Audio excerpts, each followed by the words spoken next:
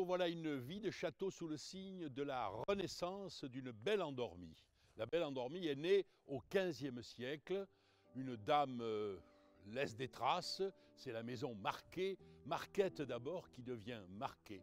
Ça, c'est au XVe siècle. Et puis après, les guerres de religion détruisent la bâtisse d'origine, et au XVIIe et au XVIIIe, ceci se construit. Vous verrez tout à l'heure, il y a des poutres qui datent du XVe siècle. Les guerres de religion n'en sont pas venues à bout. Puis vient l'Église de France et sa fortune immense sous l'Ancien Régime. Du coup, un archevêque, un confesseur du roi possède cette propriété qui n'est pas une propriété secondaire. Mais la Révolution survient, vente des biens nationaux et un bourgeois de Libourne achète le lot. Voilà comment ça se passe. 19e, on s'endort un peu, 20e, on piétine, puis 20, le 21e, et là, un magicien arrive que nous allons rencontrer. Il s'appelle Monsieur Canon, il vend de l'eau, c'est un grand épicier, une belle fortune, mais surtout un beau désir. Un désir de ne pas faire comme les autres, d'où cette propriété qui est devenue, sous son nom, le prieuré Marquet.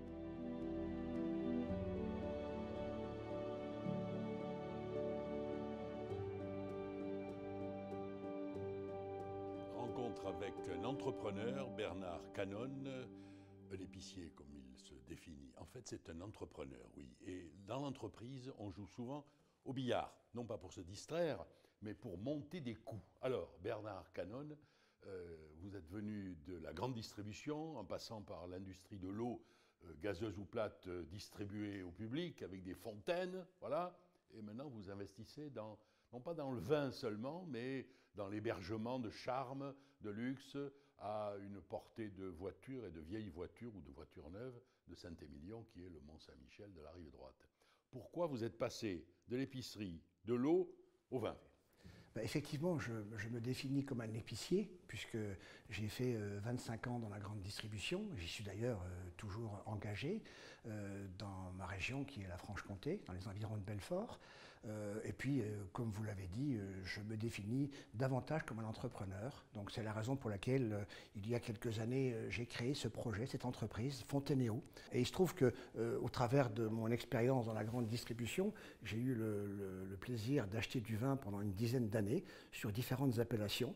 Et si aujourd'hui, pendant cette période, j'ai découvert la dégustation et la commercialisation, je ne connaissais pas la partie amont, c'est-à-dire le rôle du vigneron, et je rêvais, sincèrement, je rêvais depuis très longtemps d'intégrer ce métier et de développer cette activité. Ici, on voit bien que quand même vous transformez une vieille chartreuse, vous la ripollinez, vous la mettez à neuf, vous la modernisez avec des signes symboliques quand même qui sont du XXIe siècle. Donc quel but vous poursuivez ici? L'accueil, le calme, la quiétude, la surprise? J'ai une maxime, si vous voulez, dans ma fonction originale de commerçant, d'épicier, c'est de séduire, étonner, surprendre. C'est-à-dire que tous les jours, quand on reçoit nos clients dans le magasin ou dans une autre activité comme celle-ci, l'objectif, ça reste quand même de séduire, d'étonner, surprendre et de faire plaisir. Voilà. Donc avant de faire du chiffre d'affaires, il faut mettre en situation des choses et les rendre séduisants. On vous retrouve tout à l'heure dans le chai, mais d'abord je fais le détour par les vignes.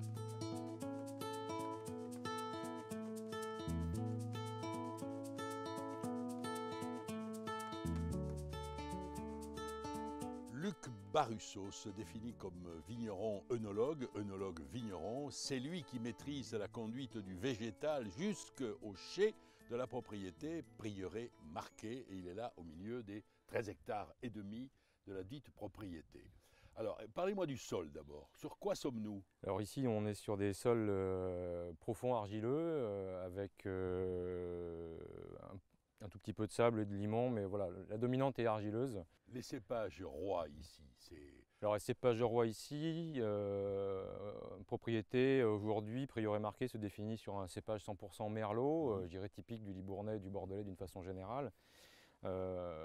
Mais vous replantez, vous voilà. avez aussi d'autres ambitions. Voilà, les ambitions, c'est d'amener un peu plus de complexité, des vins un peu plus sur l'attention. Donc on a planté des Cabernets Francs l'année dernière, la concurrence de 2 hectares et demi.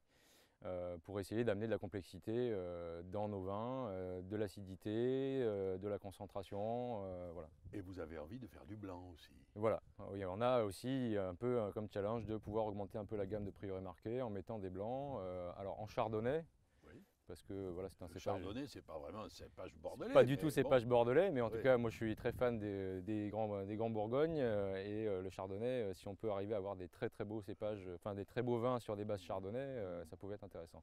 Et vous vous signalez aussi comme un mauvais garçon en mettant du gamay, vous m'avez dit. Tout à fait, Ah. tout à fait. Et C'est, pourquoi pour la du gamay? différence, et voilà, on est sur un domaine où on essaye d'être différent en tout, et puis vraisemblablement, je pense, en ayant recherché que ça ne s'est pas trop fait à Bordeaux, l'idée étant de faire un vin sur le fruit, gourmand, croquant, moi ce que j'appelle un peu les vins de saucisson, vins de convivialité entre amis ou des vins de plaisir, parce que le vin pour moi c'est aussi le plaisir, et avant tout le plaisir. Peut-être que c'est avant tout, non? C'est avant tout le plaisir. Oui, Voilà. c'est ça. En tout cas pour moi c'est avant tout le plaisir, et ça doit être avant tout le plaisir pour le consommateur, et c'est d'essayer de retrouver le plaisir qu'on y a mis pour le consommateur au final. Voilà. Quelle est votre formation? Alors moi je suis universitaire au départ, j'ai fait de la chimie organique, Oui. et puis au détour de rencontres, j'ai rencontré le professeur Yves Glory dans les fin des années 90, qui est un homme qui m'a beaucoup marqué moi dans ma carrière et qui m'a amené à rentrer dans l'œnologie via la faculté d'œnologie, puis après un BTS en alternance à la Tour Blanche, avec une formation à l'arrivée au Brion.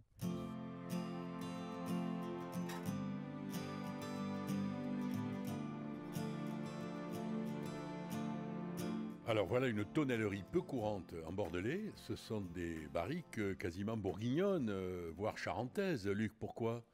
Mais c'est un choix, je dirais, stratégique, dans le sens où on n'a pas voulu marquer nos vins par le bois, travailler sur des élevages longs, et à fur et à mesure des essais, on est passé des 500 litres, puisqu'on a fait des vinifs en barrique.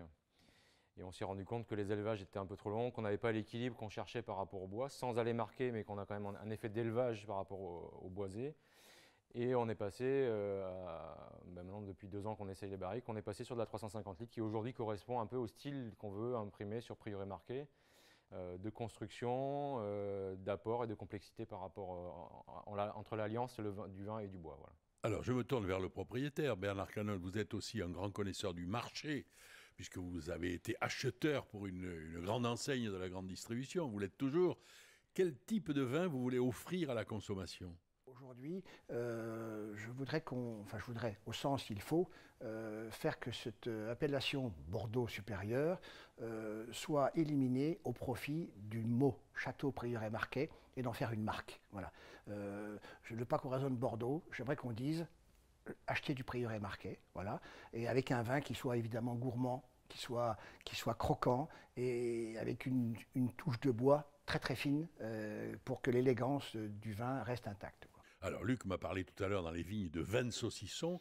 On entend aussi quelquefois l'expression vin de soif. C'est pas du tout ça justement. C'est pas des vins de soif. Non, c'est pas des vins de soif. C'est vraiment des vins de plaisir, construits au plus proche du raisin, au plus proche de la matière, dans le respect de ce qu'on fait dans les vignes, puisque voilà, comme je vous disais tout à l'heure, je m'inscris plutôt dans un mode de vigneron, c'est-à-dire que tout le travail qu'on amène du vignoble au chai, la principale caractéristique, c'est d'avoir des beaux raisins avec des belles maturités, des jolis fruits, et d'essayer par l'ensemble du travail qu'on va y faire tous les jours en vinification, en élevage, jusqu'à la mise en bouteille, de respecter au plus proche la qualité de nos terroirs, la qualité de raisin et la qualité de notre travail qu'on a mis, et un peu toute l'âme qu'on a mis un peu dans les vins de Prieuré Marqué. Aujourd'hui, on produit 3 vins. Oui. On fait un vin de couleur rosée et on fait 2 vins rouges. Donc un grand vin, qui est donc le Château Prieuré Marqué, un autre vin, construit différemment sur la fraîcheur, qui s'appelle la Chartreuse de Prieuré Marqué, et un vin rosé, qui est un rosé de saignée, qui est donc le rosé du Château Prieuré Marqué. Voilà. Ces 3 vins, eh bien, écoutez, le rosé, on le vend au château à 6 € TTC. La Chartreuse de Prieuré Marqué, on le vend 8,95 € au château, et le grand vin, puisque ça effectivement il y a un travail sur la qualité et la structure, il est vendu 11,95 € au château. Voilà. Les médiocres Saint-Émilion n'ont qu'à bien se tenir. Ça c'est moi qui parle. Hein. Tout à fait. Et on va les goûter maintenant, si vous voulez bien. Alors vous allez simplement me dire, messieurs, qu'est-ce que vous raconte ce vin, qui est un 2015, Prieuré Marqué, au nez? Qu'est-ce que ça vous raconte? Dites-moi. Une très belle note de fruits.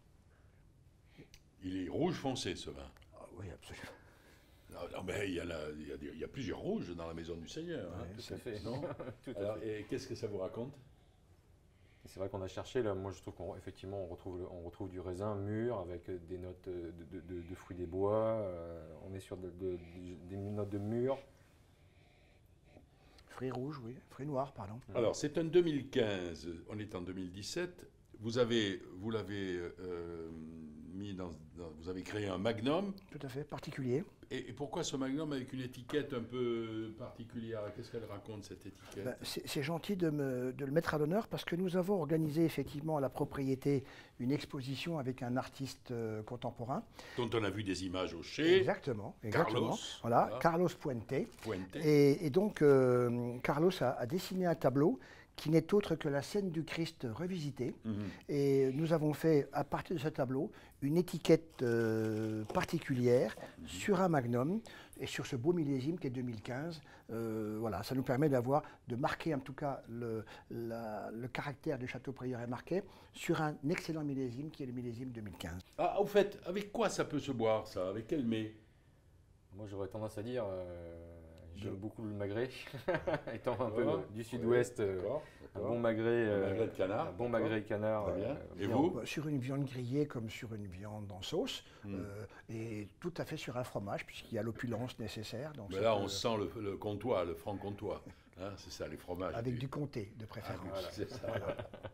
Bon, mais je vous souhaite de beaux millésimes à venir. Mais merci beaucoup. Très gentil. Merci en tout cas de votre visite. Sur la commune de Saint-Martin-du-Bois, en Gironde, à 20 minutes à peine de Saint-Émilion, vous rencontrez Prieuré Marquet, où on vient de vivre une vie de château jubilatoire, dans le minéral, dans le végétal, dans la peinture contemporaine et surtout dans le vignoble, mais aussi dans l'automobile, signe du XXe siècle dont il y a les traces ici, sous 3 marques. Rolls-Royce, vous pouvez vous promener en Rolls-Royce, Fiat, vous pouvez rêver au Topolino, évidemment, et Peugeot. Alors là, vous pouvez rêver aux années 20. Bref, la jubilation, je vous l'ai dit, ça s'appelle Prieuré Marquet, à 20 minutes de Saint-Émilion.